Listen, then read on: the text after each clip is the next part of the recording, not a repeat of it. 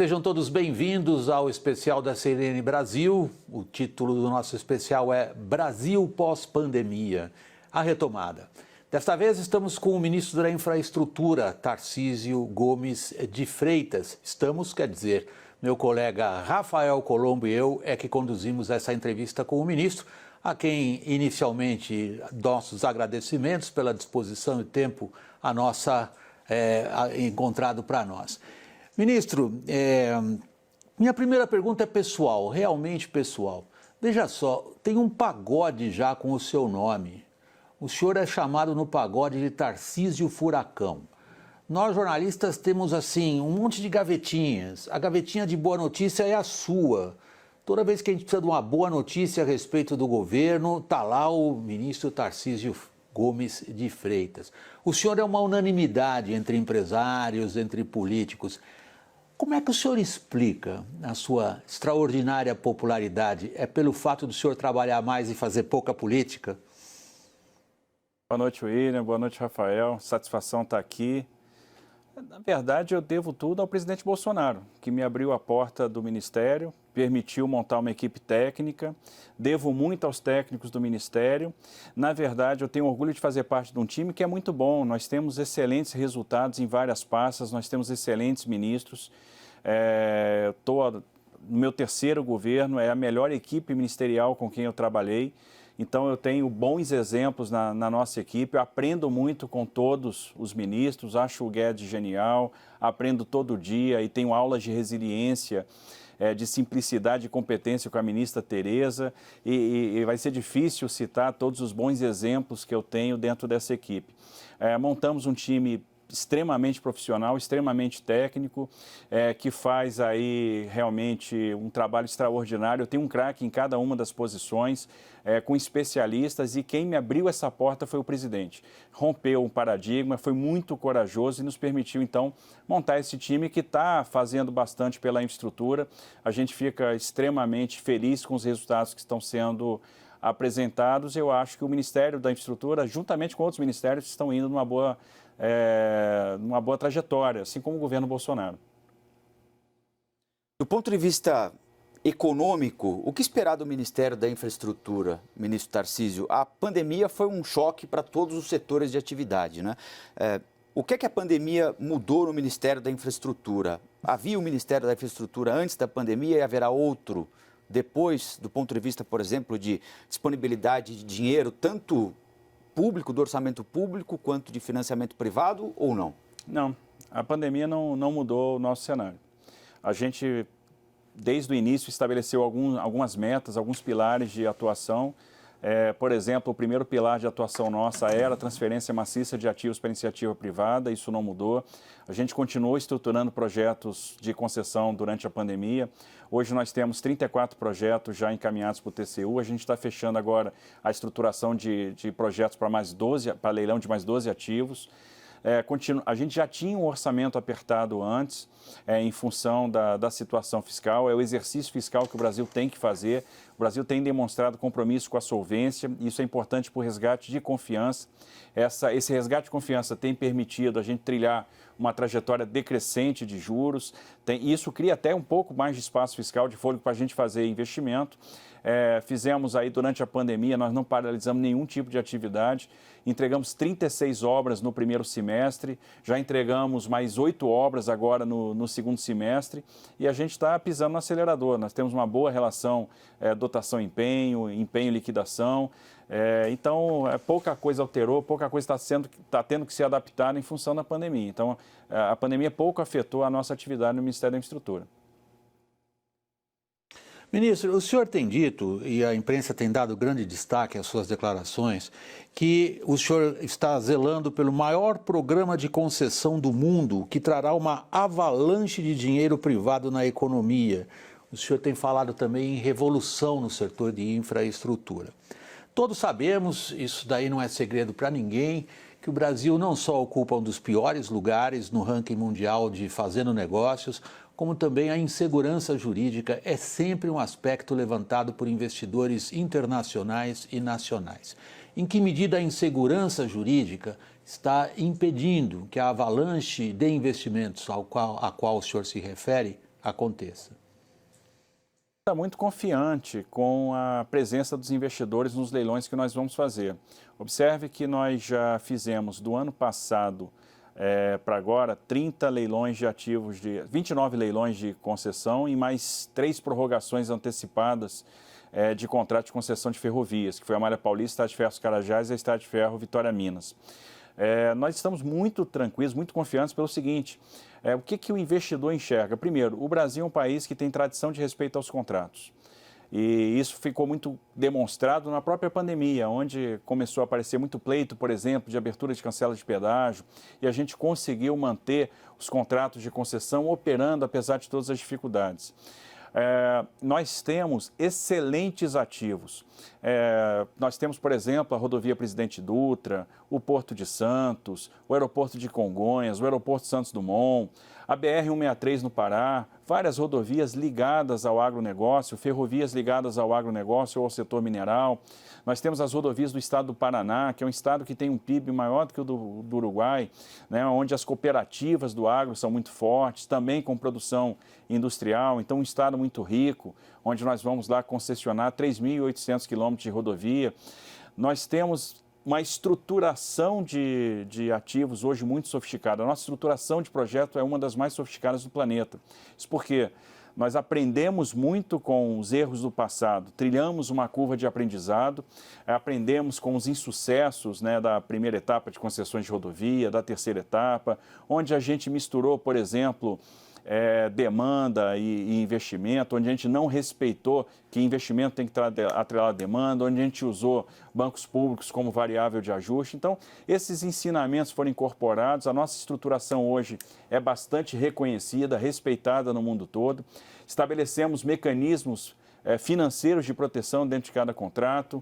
Nós temos, por exemplo, mecanismos de proteção para investimentos de segundo ciclo, mecanismos de proteção para investimentos de primeiro ciclo, mecanismo de proteção cambial.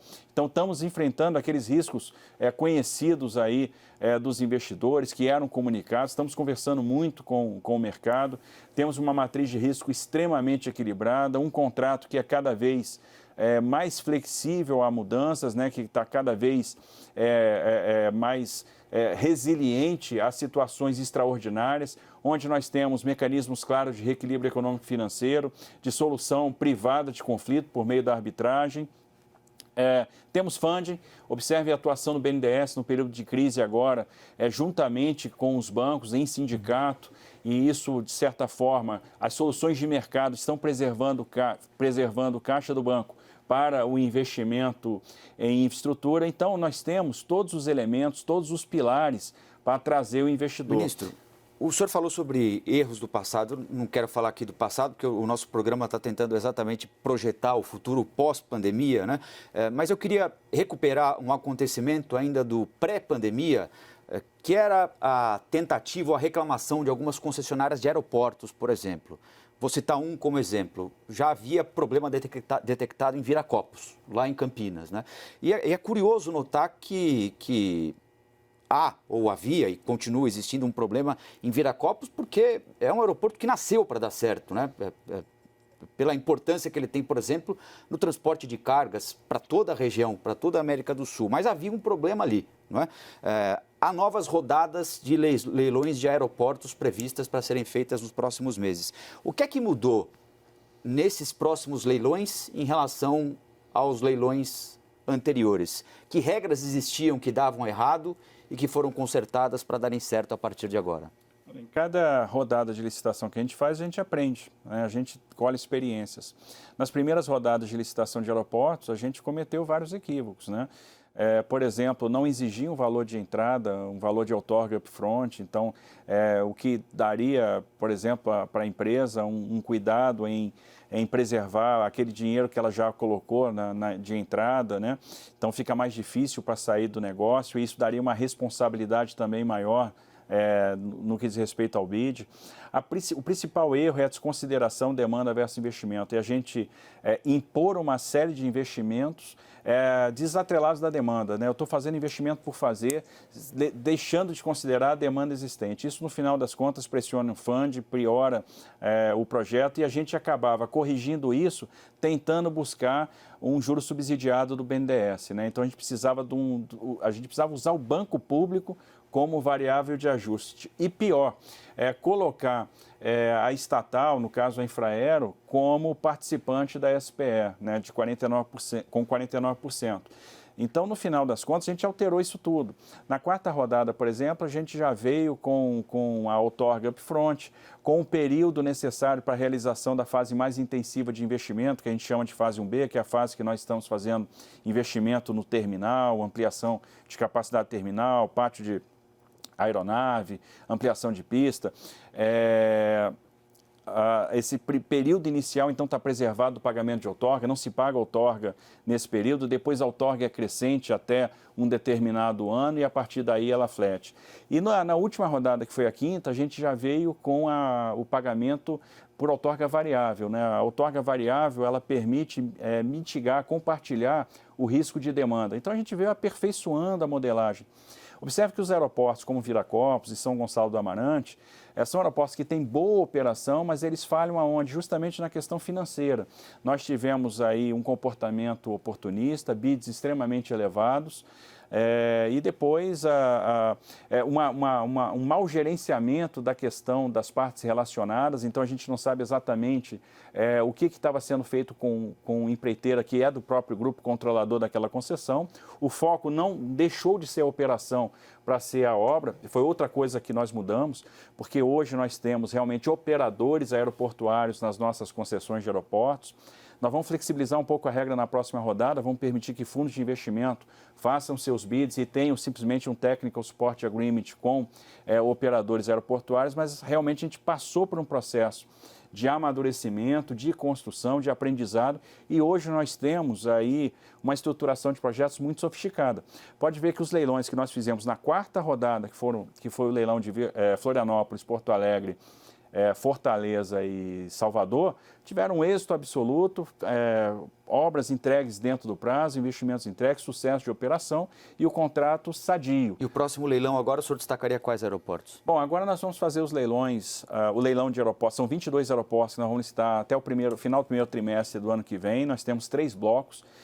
A experiência de blocos começou agora no governo Bolsonaro. Nós fizemos o primeiro leilão do ano passado em blocos, foram 12 aeroportos, né? O leilão bem sucedido, trouxemos um novo operador que foi a AENA da Espanha. E para o ano que vem nós temos o Bloco Sul, com aeroportos importantes como de Curitiba, Bacaxeri, Londrina, Foz do Iguaçu, Navegante, Joinville, temos Bagé, Pelotas e Uruguaiana. Temos o Bloco Central, né, com o aeroporto de Goiânia, Palmas, Imperatriz, São Luís, Teresina e Petrolina.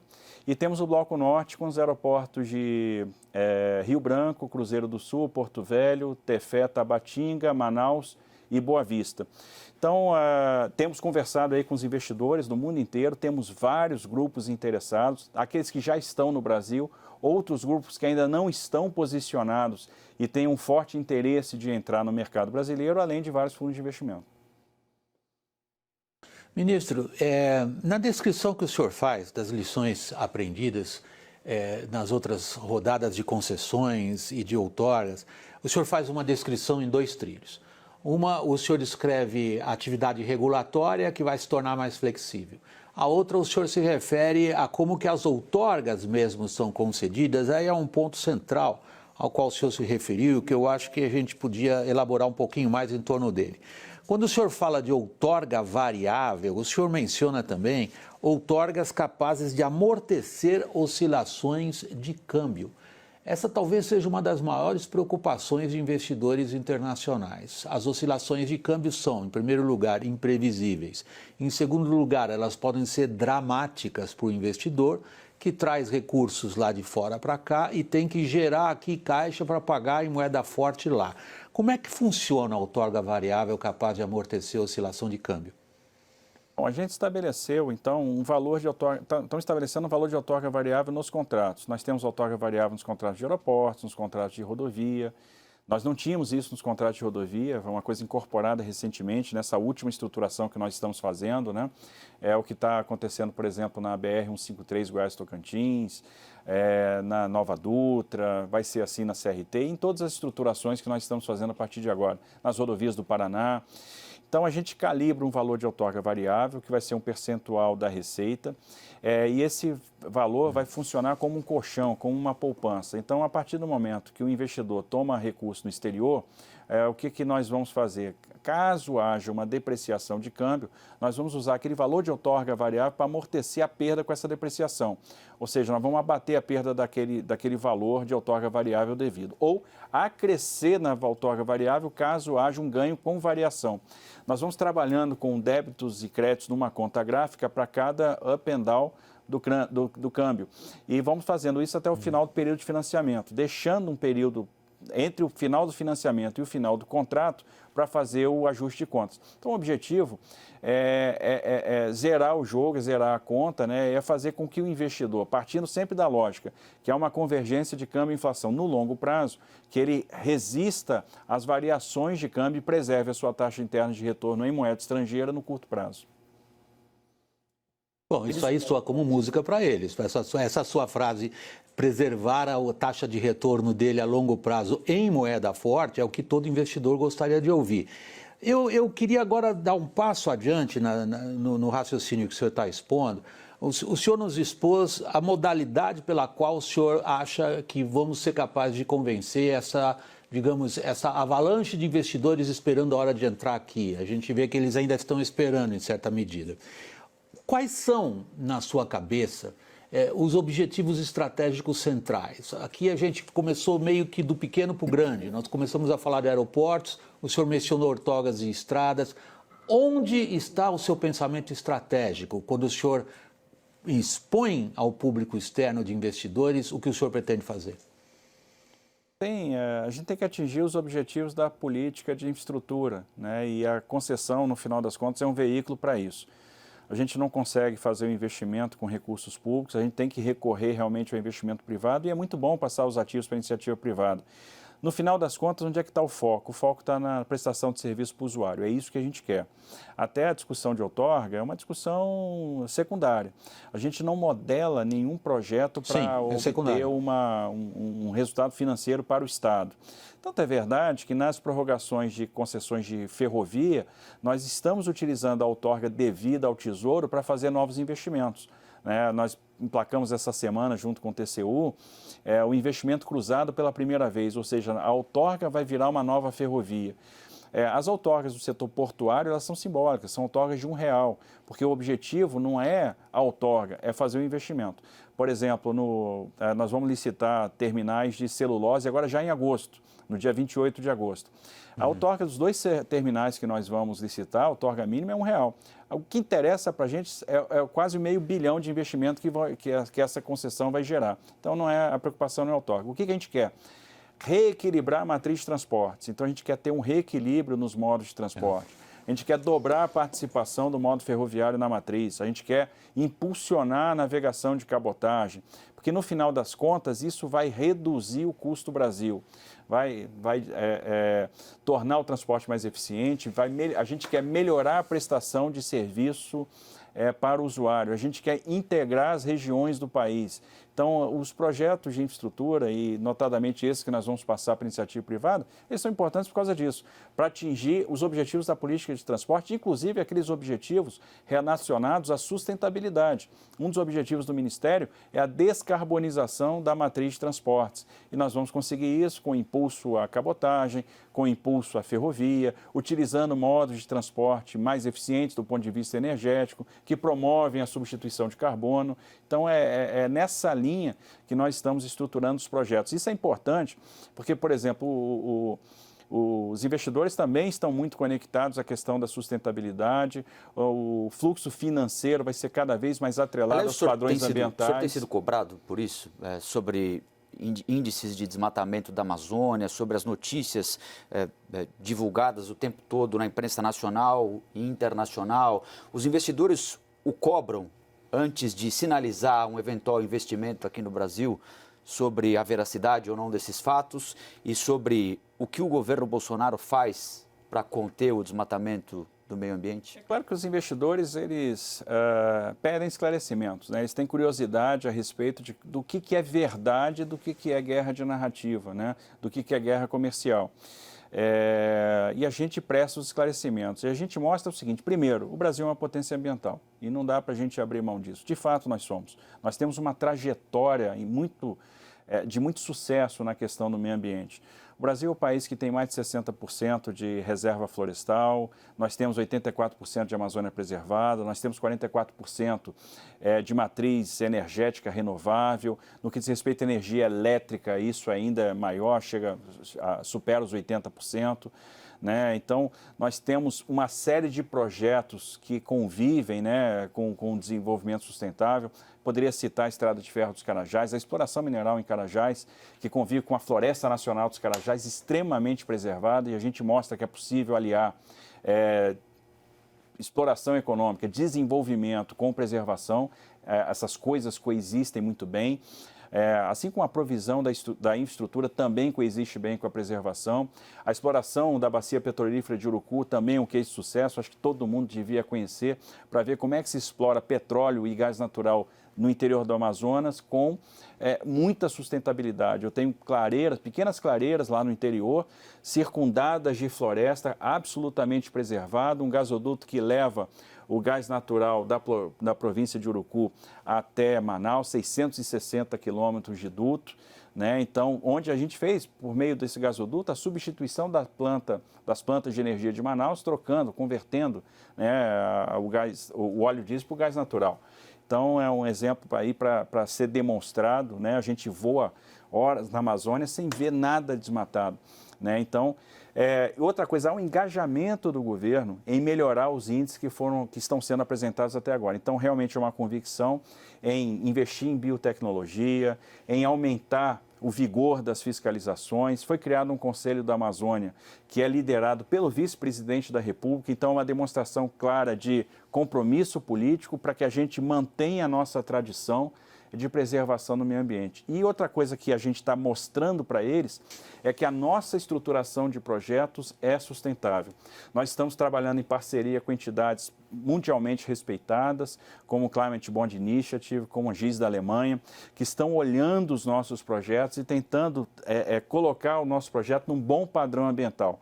Então, as questões de descarbonização, substituição, então, sequestro de carbono, as questões relacionadas a mudanças climáticas estão sendo incorporadas. O que a gente precisa fazer? Limitação de transporte de combustível fóssil numa ferrovia, por exemplo, para que os projetos nasçam já com o selo verde, que eles nasçam aptos, por exemplo, ao Green Finance, que a gente possa acessar o mercado verde, emitir Green Bonds, né, e ter também mais uma porta de funding. E, obviamente, isso vai ao encontro do interesse dos investidores que têm hoje essa preocupação com a sustentabilidade. Ministro, deixa eu voltar ao ponto que o senhor estava desenvolvendo anteriormente, que é a sua cabeça estratégica, quando o senhor faz algumas afirmações de muita abrangência.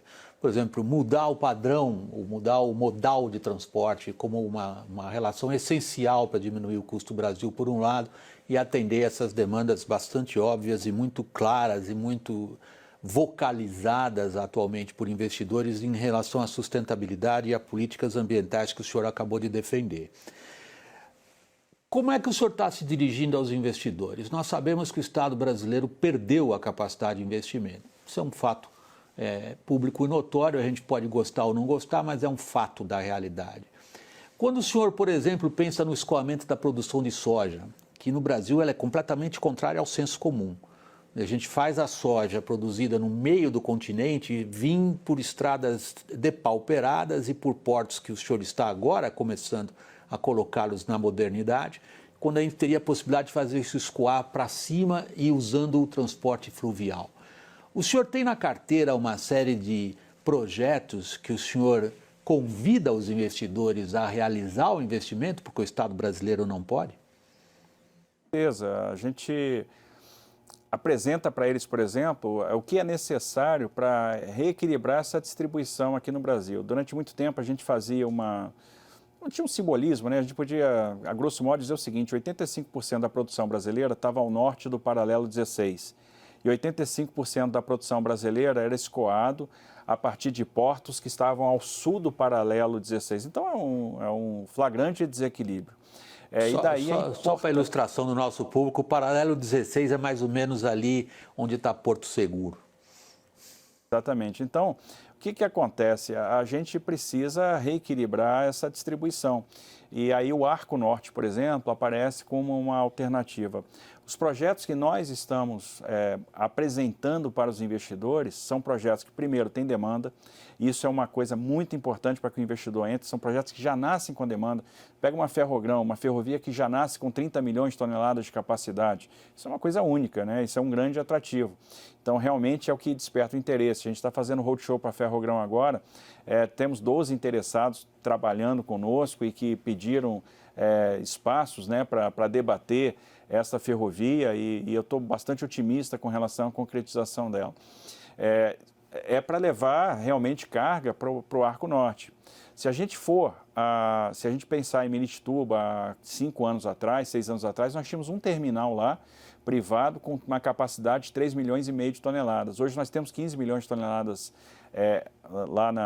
instaladas já em Miritituba e com vários projetos terminais privados em processo de autorização. Então, a capacidade portuária ali naquela região vai aumentar muito.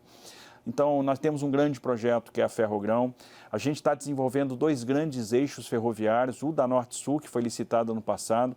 Hoje nós estamos realizando 2,8 bi de investimentos para uma ferrovia que vai estar operacional já a partir do ano que vem e a gente vai proporcionar a ligação ferroviária de Itaqui, no Maranhão, até o Porto de Santos. Então, uma grande coluna vertebral ferroviária. Com a decisão do TCU e a prorrogação do contrato da Estrada de Ferro dos Carajás e da Estrada de Ferro Vitória Minas, nós vamos construir, e essa vai ser uma das contrapartidas da Vale, a estrada de ferro da Ferrovia de Integração do Centro-Oeste, que vai ligar Água Boa, no Mato Grosso, até a Ferrovia Norte-Sul. Então, a gente liga o Vale do Araguaia à Ferrovia Norte-Sul. Eu crio mais um canal, mais uma rota de escoamento para os grãos do Mato Grosso, os grãos do Centro-Oeste, em direção à Ferrovia Norte-Sul. A gente vai usar a mesma estratégia no que diz respeito à prorrogação dos contratos da FCA para completar a Ferrovia de Integração Oeste-Leste, que está em obra hoje e o primeiro trecho vai para licitação para iniciativa privada ainda no final deste ano, que é o trecho que liga Caetité a Ilhéus. Então, no final das contas, a gente está construindo um grande corredor leste-oeste. Então, a gente vai ter Ferrogrão, indo em direção a Miritituba. Nós temos uma ferrovia que vai sair do Mato Grosso e vai parar lá em Ilhéus. Nós temos a ligação norte-sul. A gente está dando 4 opções diferentes ferroviárias de acesso a portos de exportação para os produtores do Centro-Oeste, do Oeste Baiano, então do estado de Tocantins, da região do Mato Piba. E isso é muito interessante porque é choque de oferta. E no final das contas, a gente disponibiliza a oferta e, obviamente, isso vai gerar um interesse do concessionário em capturar carga. O frete vai cair muito, né? Vai cair de uma forma muito expressiva e a gente vai estar atingindo esse objetivo de reequilibrar essa distribuição e de reduzir o custo de transporte. A pergunta é a seguinte: o senhor parece ter descoberto o ovo de Colombo nessa questão do TCU, que é a seguinte: o senhor diz para o investidor ou quem foi outorgado, assim, não me dá o dinheiro. O dinheiro que você vai me dar, você usa para investir. A tua contrapartida em vez de você me pagar e o dinheiro vai para o cofre, para o Tesouro Nacional, o senhor usa isso para investir, o senhor constrói e a gente conversa depois como é que é a compensação pelo seu investimento. Agora, a pergunta que está parada no ar ainda, ministro, é a seguinte: praticamente, já é dogmático a gente dizer no Brasil que, por exemplo, a nossa soja é extraordinariamente competitiva do portão da fazenda para dentro. Do portão da fazenda para fora, ela perde boa parte da competitividade justamente pelos gargalos de infraestrutura, em parte a eles o senhor já se referiu. Agora, aí é realmente uma pergunta quase política, ministro.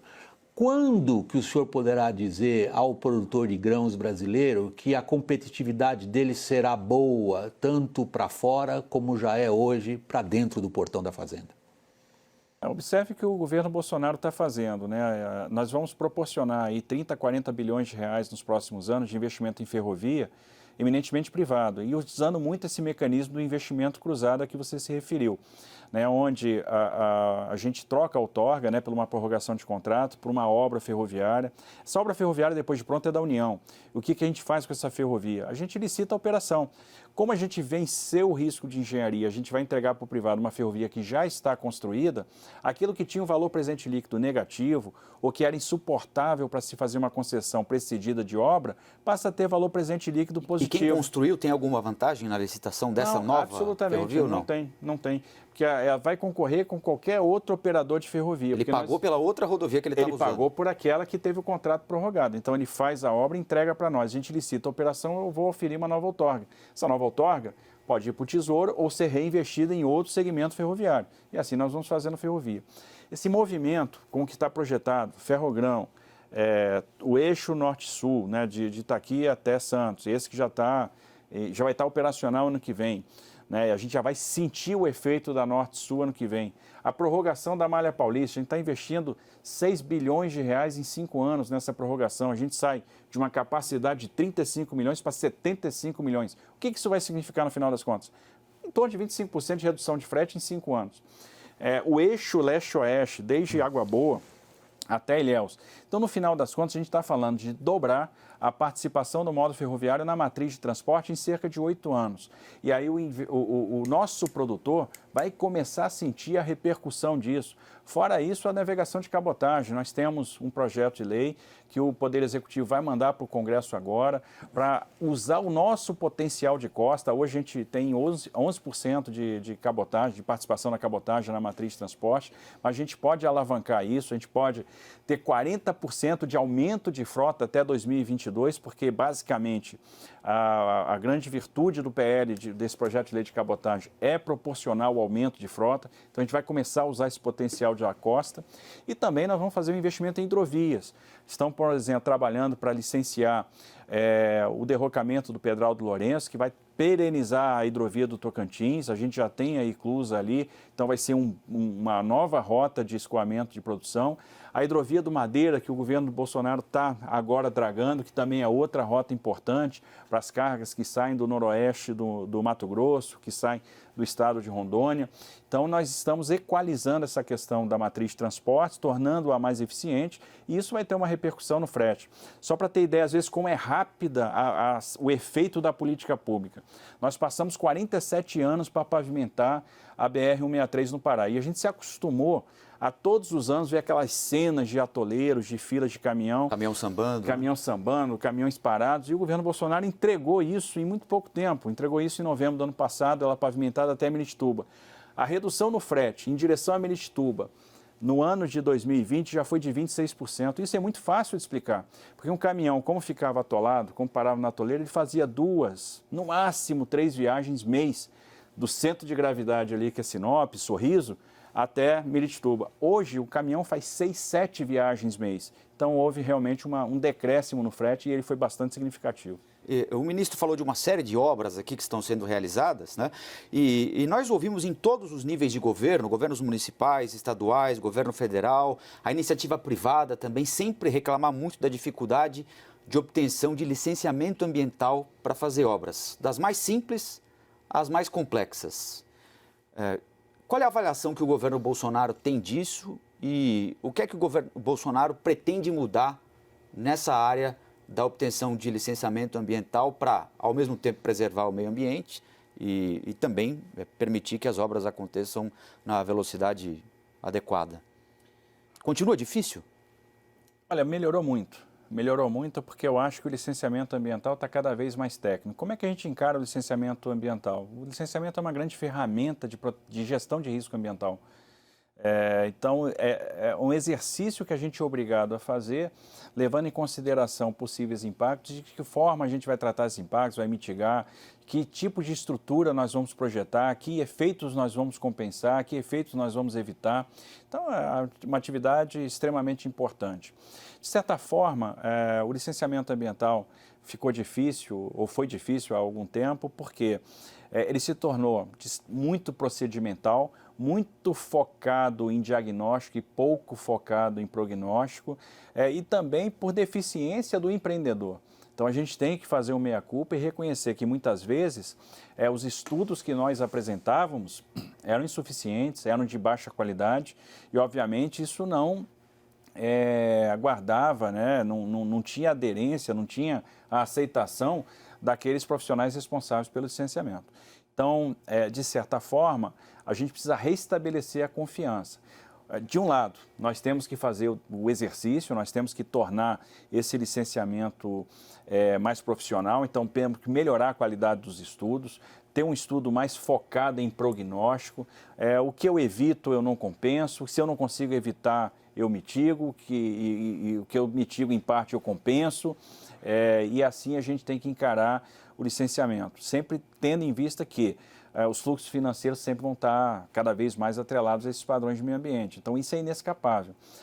Por outro lado, a gente tem que também ter uma visão mais técnica por parte, às vezes, dos órgãos ambientais e uma baliza legal que dê realmente a referência. E essa baliza está sendo construída hoje no Congresso. Existe um projeto de lei que está aí na fase final de elaboração, que em breve eu acredito que vai estar pronto para a pauta. É bom, o senhor acha?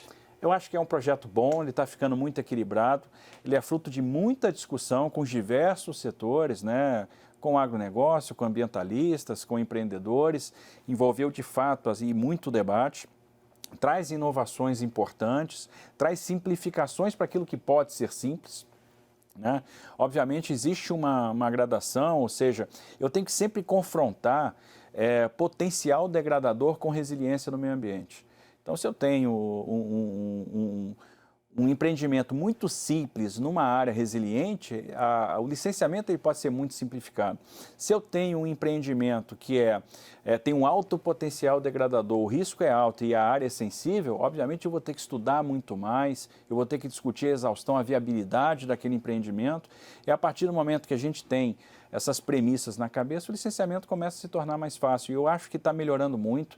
A gente tem conseguido obter as nossas licenças e temos nos projetos de concessão mitigado o risco ambiental, né? Então, nós estamos compartilhando muito o risco com o privado, inclusive no que diz respeito ao estabelecimento de cap de um teto, né, para medida de compensação, de modo ao Estado assumir parte do risco, né, e diminuir um pouco a imprevisibilidade para que a gente possa garantir aqueles retornos que são projetados num projeto de concessão. Ministro, quando o senhor se refere, eu já estava com a pergunta na cabeça, mas quando o senhor usou a palavra imprevisibilidade, eu achei que a minha pergunta estava ainda mais adequada ao que o senhor vem explanando. O senhor está colocando dois grandes fenômenos no mesmo contexto. O fenômeno da crise, da pandemia e o que o senhor chamou de imprevisibilidade. Imprevisibilidade no Brasil é a política. E o senhor se referiu agora, por exemplo, a um PL importante, um PL que tende a, digamos, a fazer com que o Código Florestal seja finalmente uma lei que pegue. A palavra é minha, evidentemente, o senhor fique à vontade para comentar. Mas a minha pergunta é o seguinte, o senhor tem dito que o Congresso agora, por conta inclusive da urgência e da emergência que a crise nos impõe, tem sido ainda mais, digamos, pró-reformas e tem aprovado alguns marcos legais importantes, sobretudo a lei do gás. Nós vimos agora na penúltima semana de julho, ela teve urgência e passou. Nós vimos essa questão do licenciamento ambiental, a qual o senhor acabou de se referir.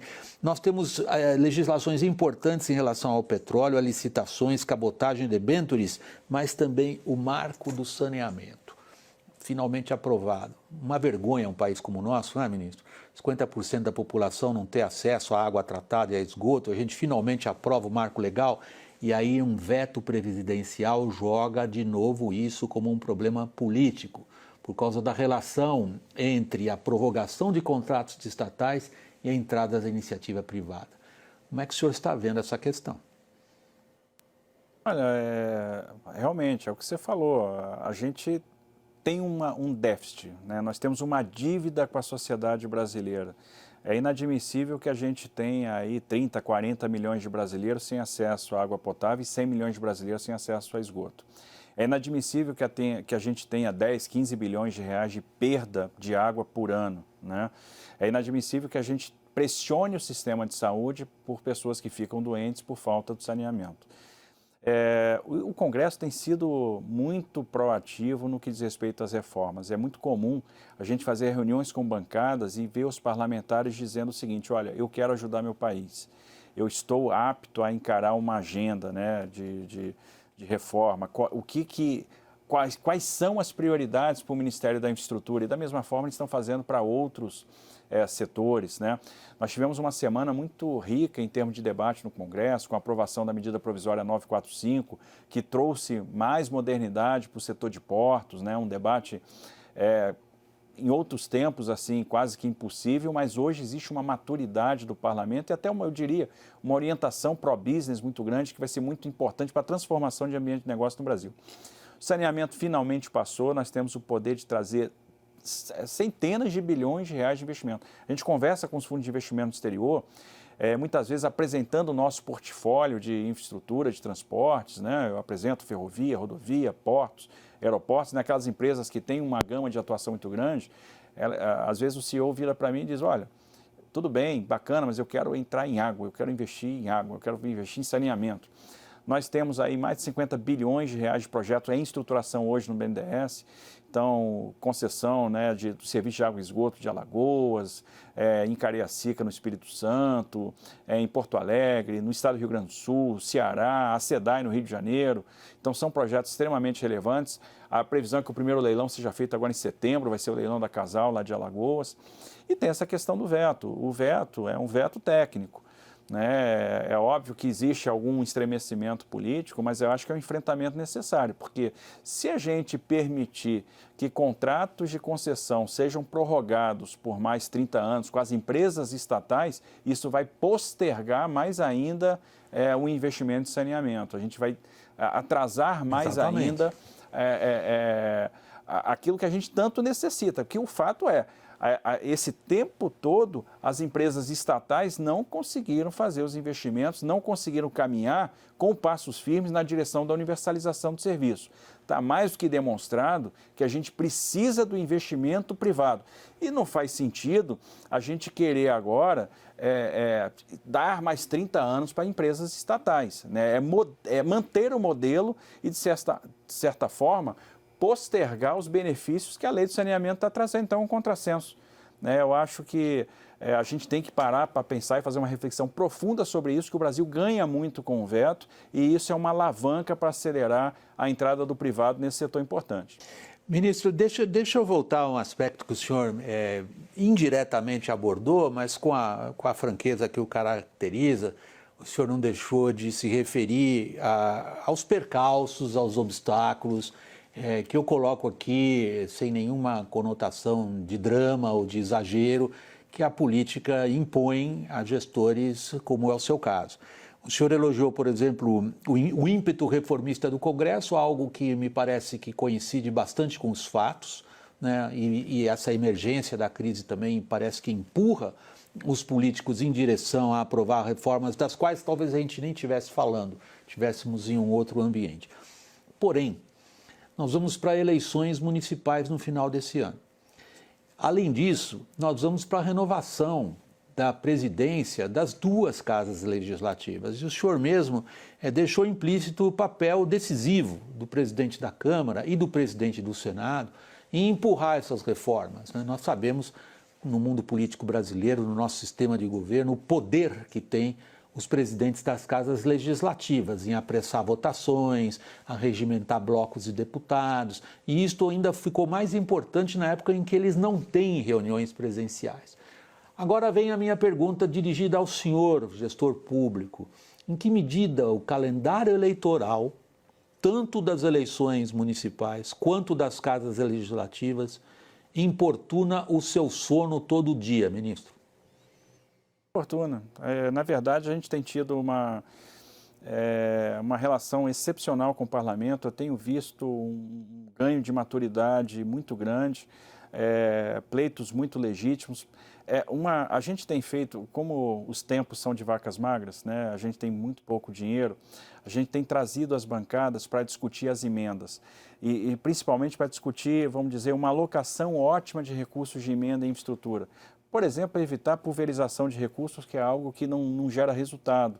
A gente acaba não começando, não terminando nada. Então, é melhor concentrar recursos. A gente tem tido uma maturidade enorme das bancadas, que tem nos apoiado grandemente nesse esforço de alocação de recursos, alocando recursos até para manutenção, que é uma coisa que antigamente gerava um pouco de resistência dos parlamentares. Nós temos tido realmente um apoio forte da bancada. Entendo que os presidentes das casas têm feito um trabalho digno de registro. Acho que poucas vezes a gente viu um Congresso tão produtivo, encarando temas tão relevantes, tão importantes, como foi a reforma da Previdência. Eu acho que foi uma grande demonstração de liderança do presidente da Câmara e do Senado.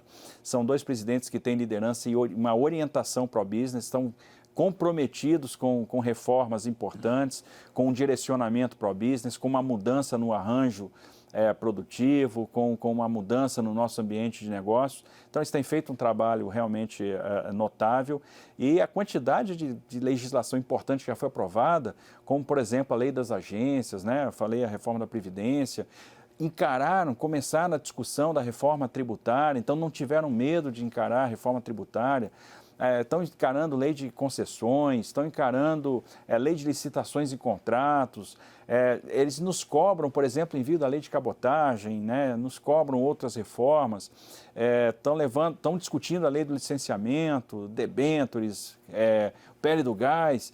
Então, é um conjunto de mudanças estruturais muito significativa e, de certa forma, a temática da eleição municipal em nada tem interferido lá nem da eleição das casas, o nosso trabalho. Pelo contrário, a gente tem tido adesão, apoio aos projetos importantes, discussões absolutamente técnicas. Nessa semana mesmo, na votação da medida provisória 945, que foi a que promoveu a reforma dos portos, vários líderes nos procurando para tirar dúvidas e para fazer a orientação das suas bancadas.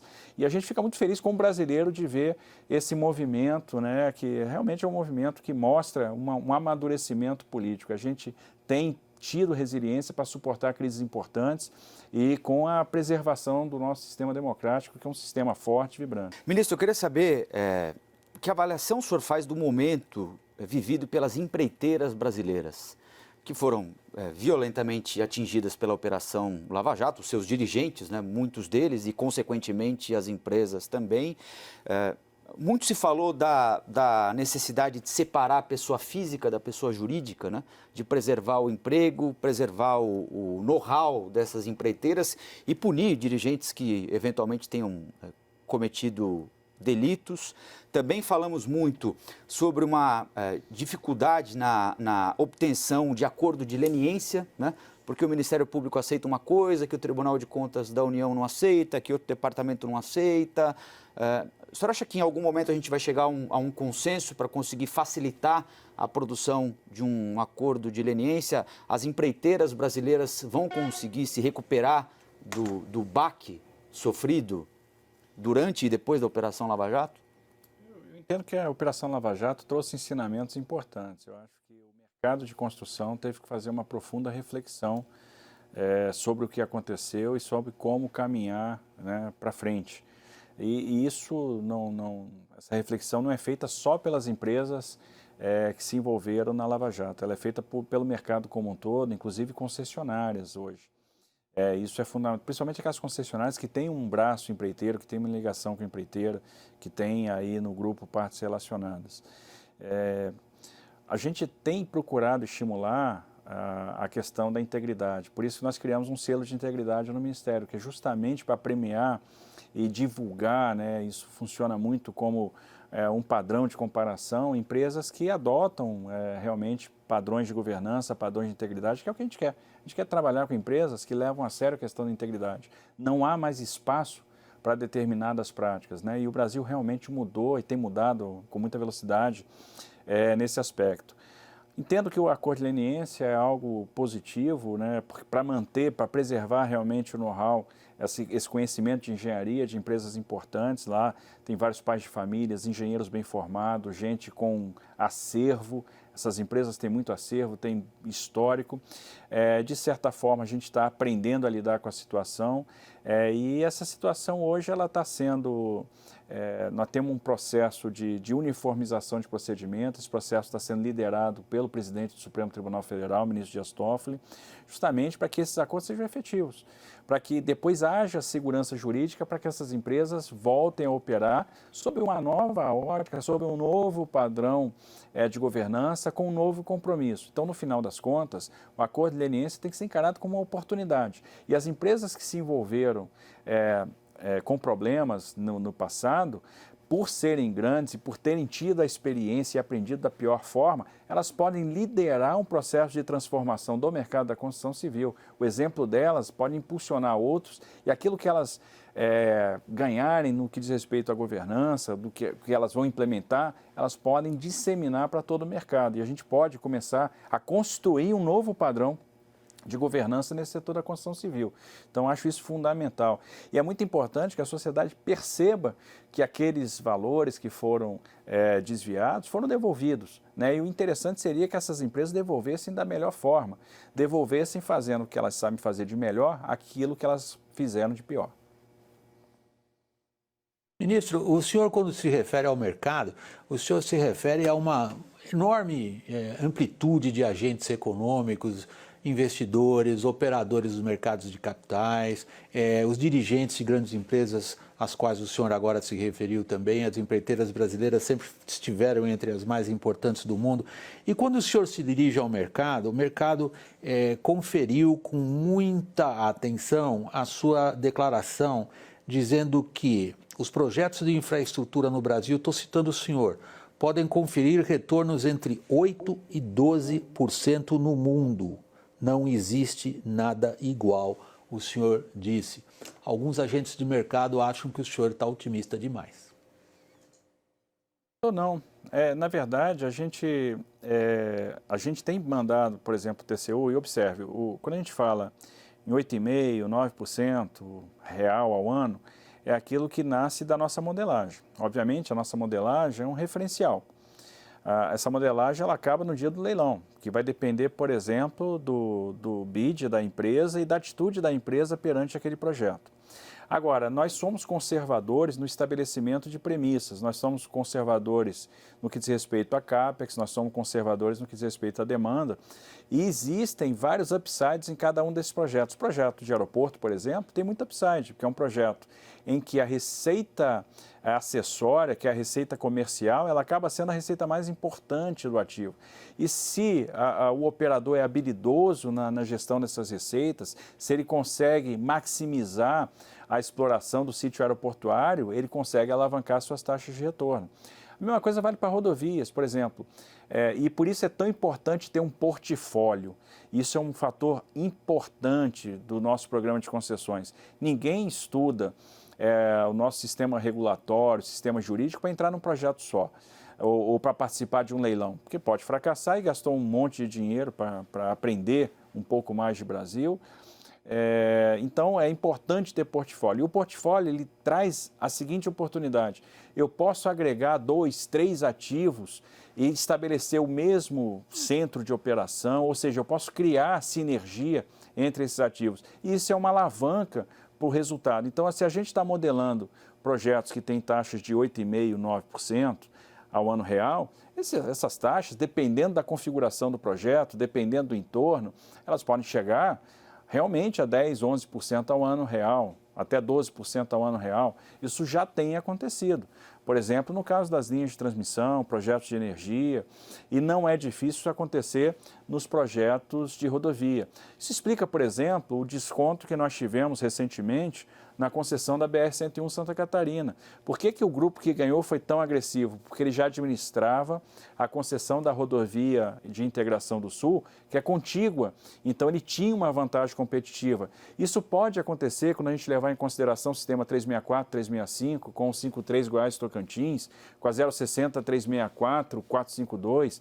Isso pode acontecer, por exemplo, quando a gente for licitar a 361 Minas com a 262 Espírito Santo, aí o anel de Belo Horizonte e a nova licitação da 040. A gente cria sistemas que trazem sinergia, um projeto conversa com o outro, permite uma gestão única, um único centro de controle operacional, uma otimização de despesas operacionais. Então, no final das contas, é possível sim chegar nessas taxas de retorno. Aliás, tem um desses sistemas para ser concedidos ano que vem, que é muito interessante, né? O da Via Dutra e o da Rio Santos, não é?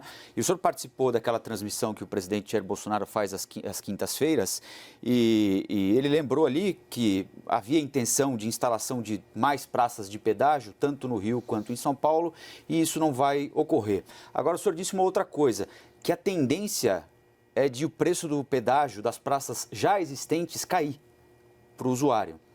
E, além disso, a concessionária que vencer a licitação da Via Dutra ficará responsável por obras também na rodovia Rio Santos, duplicação de um trecho no Rio de Janeiro da Rio Santos, não é isso? É isso.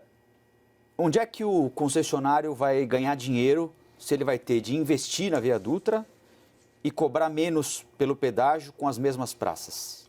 Observe, o que acontece? O contrato que nós temos hoje é um contrato estabelecido na década de 90. Eram contratos que tinham taxas de retorno extremamente elevadas, contratos baseados no plano de negócio. Nós fizemos uma reformulação completa da forma como esses contratos são estruturados. Nós adequamos esses contratos à realidade existente hoje.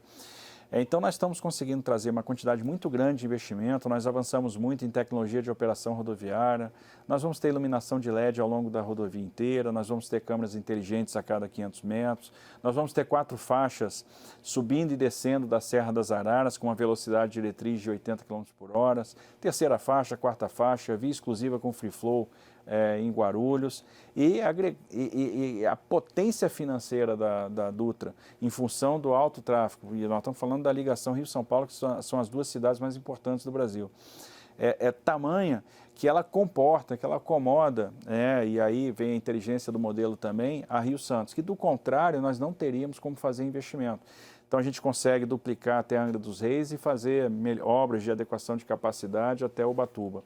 E a gente consegue fazer isso, e observe que isso é matemático, atingindo uma redução de tarifa na largada, no momento da licitação, de 20%. Então, o usuário que sair do Rio de Janeiro e chegar a São Paulo, ele vai ter um custo total de viagem 20% inferior ao que tem hoje, com a condição de leilão. Só que no leilão a gente pode ainda ter o desconto, dependendo aí do apetite, né, e da condição de cada uma das empresas, do conhecimento do negócio. Então, a gente estabeleceu um patamar de desconto de 17,5%, o máximo, isso para não destruir caixa e não prejudicar a saúde financeira do futuro da concessão, para garantir que a gente vai atingir todos os covenants financeiros, que a gente vai ter aquela concessão vai ser uma concessão sadia, que vai ter acesso ao crédito, etc. A gente pode, no final das contas, ter um desconto de até 37,5%. É isso que está projetado e nós vamos submeter ao Tribunal de Contas da União. Então, a modelagem, as lições aprendidas do passado, né, e tudo que a gente está incorporando de lição aprendida, e isso com outorga variável, que ela vai poder ser usada para custear ciclos de investimento, para amortecer variações de câmbio, mas se não for utilizada, no futuro ela se converte em modicidade tarifária. Então, é um modelo bastante sofisticado, muito denso, que agradou o mercado, né? Nós tivemos aí um roadshow agora final, antes de mandar o projeto para o TCU, que foi extremamente concorrido, com grupos estrangeiros que, inclusive, ainda não estão posicionados no Brasil. Acho que a licitação vai ser um grande sucesso e, mais do que isso, o contrato vai ser um grande sucesso. Ministro, nós estamos chegando ao final da nossa entrevista, do nosso programa especial, e aí eu tenho de novo, como fiz a primeira pergunta ao senhor, muito pessoal, a última pergunta também é bastante pessoal. O senhor é um engenheiro, a sua linguagem, a sua forma de expor em público, ela é sempre muito caracterizada por uma linguagem objetiva, por apego aos fatos, por não vamos perder tempo com o que não interessa, vamos ao que precisamos abordar. Há uma frase que o senhor soltou recentemente, numa das suas apresentações públicas, que chamou muito a atenção. O senhor declarou: não quero fazer parte de uma geração perdida. Por que o senhor disse isso? O Brasil é um país grande demais, rico demais. Se a gente botar num diagrama os países que têm dimensão continental, acima de 5 milhões de quilômetros quadrados, população grande, acima de 200 milhões de habitantes, e PIB grande, acima de $1 trilhão, nós vamos ficar no centro do diagrama com apenas 3 países: China, Estados Unidos e Brasil. Não faz sentido a gente ter as mazelas que nós temos. Não faz sentido a gente ter o atraso em alguns setores que nós temos.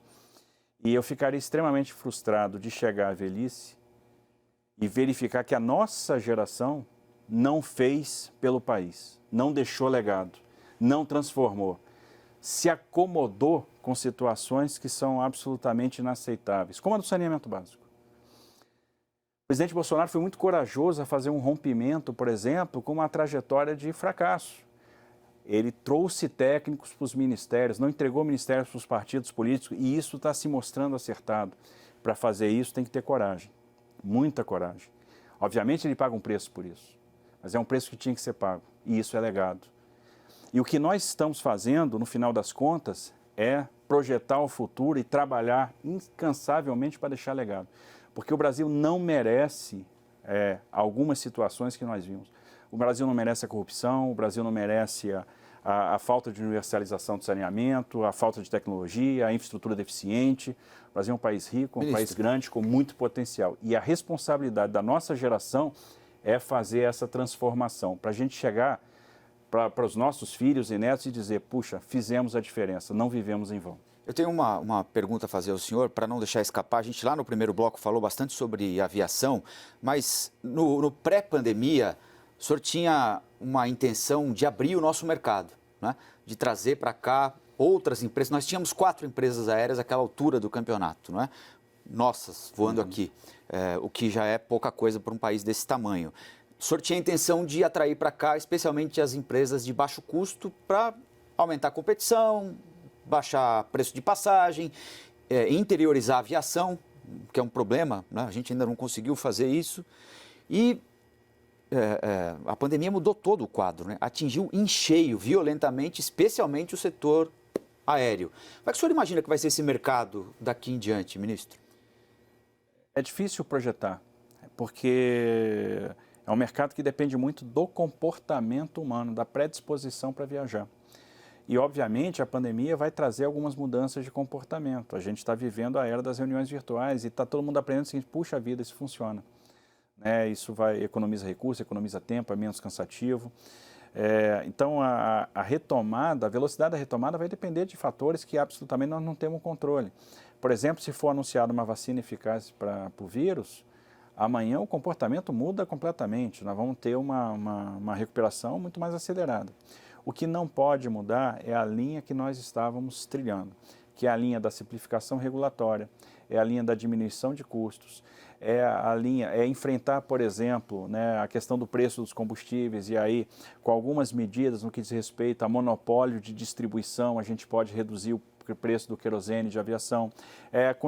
São os governadores que continuam fazendo seus programas de redução de ICMS sobre QAV, e tendo como contrapartida mais voos. São os investimentos na infraestrutura de aeroportos regionais que vão acomodar mais voos de maior capacidade. A gente consegue mudar a categoria dos aeroportos regionais. É o programa de concessão que vai trazer investimentos em aeroportos importantes, que vão liberar até espaço para que a gente possa fazer investimentos em aeroportos menores e que vão alimentar essas rotas. É acabar com o excesso de judicialização, e foi uma medida que nós emplacamos agora na medida provisória 925.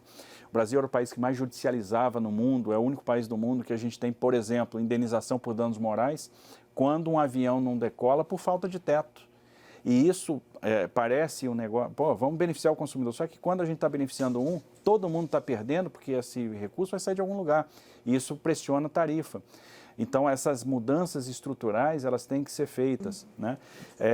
São os acordos de céus abertos, é a extinção da tarifa de embarque internacional, que custa $18, e isso dificulta a tarefa de uma empresa low cost que quer fazer uma operação para a América do Sul por $50 ou $60. Então, existe uma agenda para o setor de aviação que nós não podemos abandonar, porque os fundamentos estão corretos em detrimento do cenário. Porque o cenário, só o tempo vai dizer como é que ele vai se comportar, com que velocidade ele vai se recuperar. Que ele vai se recuperar, não há dúvida. O brasileiro voava pouco, voava para poucas localidades. A gente tem que aumentar a oferta de localidades e botar o brasileiro para voar mais. Agora, é uma questão de paciência, né? Vamos ver como vai ser o comportamento humano daqui para frente. A gente tem um compromisso hoje de mudar a experiência do passageiro, no pré-voo, durante o voo, no pós-voo, para que ele se sinta seguro. E, obviamente, os avanços da ciência vão contribuir também com uma maior velocidade de retomada. Ministro Tarcísio, o Supremo Tribunal Federal também no pré-pandemia estava analisando a tabela do frete, né? E esse assunto deve voltar à pauta em algum momento quando as coisas se normalizarem, não é? Qual é a expectativa que o senhor tem em relação a isso? Que tipo de interlocução o senhor tem mantido com os caminhoneiros? O senhor espera que as coisas estejam melhores quando o assunto voltar à pauta efetivamente? Eu acho que a gente tem uma agenda de trabalho com os caminhoneiros, uma agenda que vinha sendo muito produtiva. Obviamente, a pandemia prejudicou um pouco a interlocução, mas não o andamento do trabalho. Então, a gente continua, por exemplo, estudando modificações na pesagem veicular, né, porque a gente sabe que algumas coisas que acontecem no que diz respeito a pesagens são ultrapassadas ou são injustas. A gente tem como aprimorar isso. Nós temos que discutir a questão dos postos de parada e descanso. Obviamente, a gente já incorporou isso nas novas concessões. Então, nos modelos que estão indo para o Tribunal de Contas a partir de agora, os postos de parada estão previstos, vão ser uma obrigação do concessionário. Isso vai trazer um grande alívio, mas a gente tem que pensar como é que a gente vai fazer a provisão de postos de parada para as rodovias que não são concedidas ou para aquelas que já foram concedidas. E aí até abre uma oportunidade de mais investimento, né, na construção desses postos, naquelas rodovias que já estão concedidas. Eu acho que a gente tem que buscar o investimento onde ele estiver agora nesse período. Nós temos a simplificação de normas do CONTRAN que acabam gerando problemas para os caminhoneiros em fiscalização de Polícia Rodoviária Federal e algumas coisas são exageradas. Então, aquilo que não tem repercussão com segurança tem que ser revisto, simplificado. Então, essa agenda de trabalho, de reformulação, a gente pode discutir, por exemplo, um programa de substituição de frota, né, que tem algum tipo de incentivo para a substituição de caminhão antigo, com algum tipo de crédito para aquele caminhoneiro, para que ele possa fazer, mas isso é uma ideia, né? E a discussão da tabela, ela está sendo bem conduzida pelo ministro Fux, que estava com muita sabedoria buscando uma conciliação entre embarcadores e caminhoneiros. Como ele é o decisor, ao fim e ao cabo, eu tenho muita esperança que a gente vai chegar num acordo. Eu acho que a tensão hoje com relação a esse assunto é muito menor do que já foi. Existe uma compreensão da própria classe dos caminhoneiros que a tabela não trouxe os benefícios esperados. Não adianta ter um preço, uma tabela e não ter o trabalho. Isso não resolve absolutamente nada. Então, acho que a gente vai caminhar no sentido da pacificação e, obviamente, há muito que fazer para melhorar a condição de trabalho do caminhoneiro, para que ele tenha mais dignidade, para que ele tenha dignidade, por exemplo, nos terminais dos embarcadores, nos terminais próprios, nos terminais em pool, nos terminais de terceiros. Então, esse é o objetivo, é melhorar a experiência do caminhoneiro e, obviamente, a gente tem que sempre olhar a qualidade da nossa malha, porque isso é fundamental. Ministro, como executar o plano Pró-Brasil, que é um plano que envolve uma série de atividades, listas de obras para fazer a economia do país girar, especialmente no período depois da pandemia, como conciliar a execução desse plano com a falta de dinheiro, com o teto de gastos se impondo limites seríssimos a um orçamento já bastante engessado. Que panorama o senhor vislumbra para essa lista de prioridades que o senhor já entregou à Casa Civil, né? São mais de 150 obras, não é isso? Sim. Observe, primeiro, uma das vertentes do Plano Pró-Brasil, a gente chama de vertente ordem, é a vertente regulatória, é a vertente da legislação. E, para mim, a vertente mais importante, que é aquela que vai deixar, de fato, legado, vai trazer transformação, simplificação do ambiente de negócios, atratividade.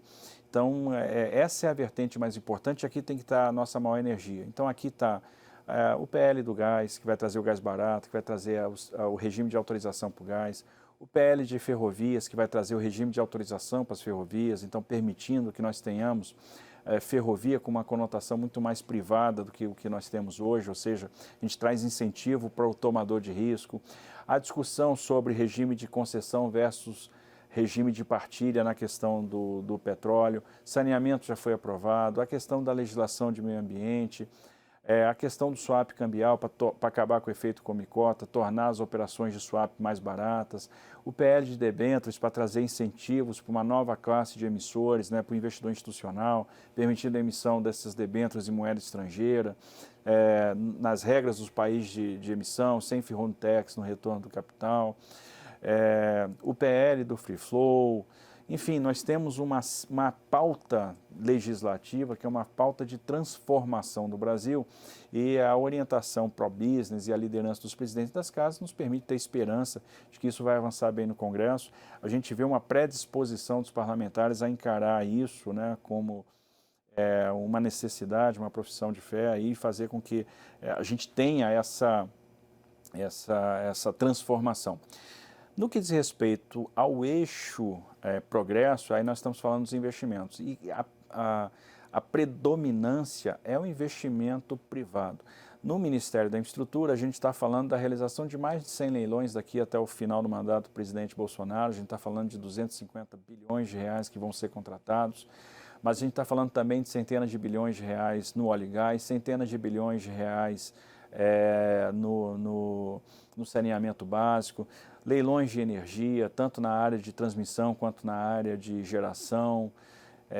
Então, há um elenco de investimentos privados que tem um caráter transformador e que vão mexer muito com os setores da nossa economia, em particular, em especial, com o setor da construção civil.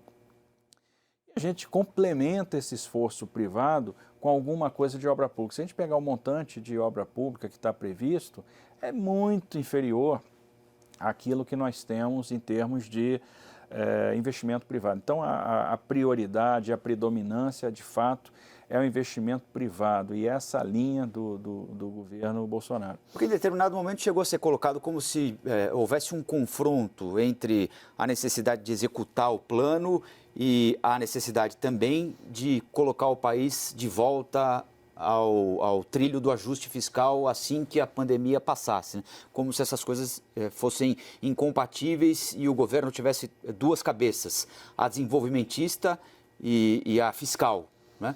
É isso? Não há esse confronto, a gente tem uma confiança absoluta na condução econômica do Ministério da Economia, o Guedes é um cara genial, nos traz muita segurança, acerta muito e nos conduz num caminho que é seguro, num caminho que é o caminho da prosperidade, que é realmente o lema do programa de governo do presidente. Então, existem pilares fiscais que são fundamentais e foram fundamentais para a gente restabelecer a confiança perdida, né? Então, nós tivemos uma diminuição de prêmio de risco estrutural do Brasil, nós tivemos uma diminuição da curva de juros. Essa diminuição, por si só, ela gera um espaço fiscal para novos investimentos. E a questão de nós temos uma lista de prioridades, são obras que realmente já têm contrato, estão em andamento, às vezes elas não performam mais por falta de recurso, tem licenciamento ambiental. A gente precisa agora fazer um exercício de hierarquização para ver o que tem mais efeito multiplicador, o que beneficia, por exemplo, o esforço de concessão, aquilo que faz diferença para setores importantes da economia, que tem maior retorno social. E o exercício de hierarquização pressupõe também a eleição de prioridades. Então, a readequação de prioridades dentro do orçamento que nós temos, respeitado os pilares fiscais, vai ser o segredo para o sucesso, para que a gente possa realizar empreendimentos de infraestrutura e manter a solidez, o compromisso com esses pilares fiscais que estão realmente promovendo a transformação econômica. Ministro, nós estamos chegando ao final do nosso programa especial. Queria agradecer, em nome da CNN Brasil, a sua participação aqui no Brasil pós-pandemia, a retomada. Muito obrigado. Obrigado, William. Obrigado, Rafael. Obrigado aí pela consideração. Vamos seguir em frente.